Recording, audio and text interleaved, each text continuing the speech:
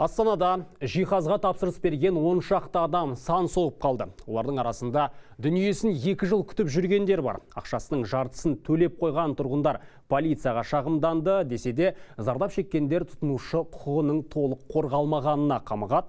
Мағжан Үйсінбай тарқатып берсін. Бұл жиһазға тапсырыс беріп жер сипап қалған тұрғындар. Жеке кәсіпкер еш күмән тудырмады.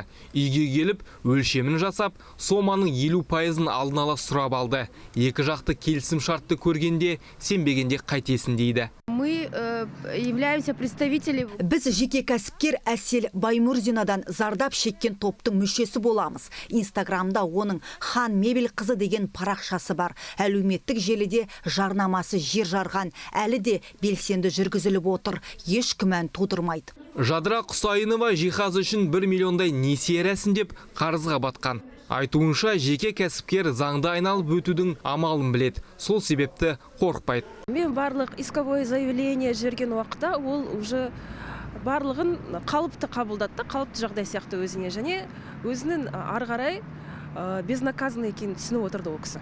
Аталған кәсіпкердің үстінен 11 адам арыз жазған. Прокуратураға шағымданған соң полиция арызды қабылдап қылмыстық іс қозғаған. Алайда 6 ай өтсе де тергеу жылжымай тұр.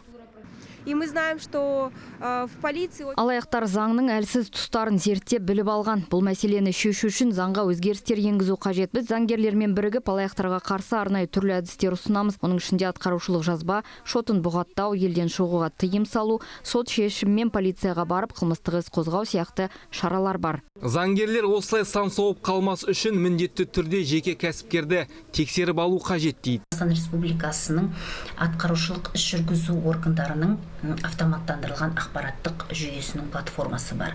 Сол платформада мына жеке тұлғаның, жаңа кәсіпкердің, заңды тұлғаның борышкерлердің тізімінде бар ма, жоқ па, соны тексеруге болады. Жеке тұлғалардың арнайы оның ЖСИ-ның базаға енгізетін болсаңыз, нақты сол жерде ақпарат беріледі. Мұндай жағдайда қол қусырып отыруға болмайды. Сол кәсіпкерге алданған басқа да азаматтарды тауып, бірге шағымдану керек.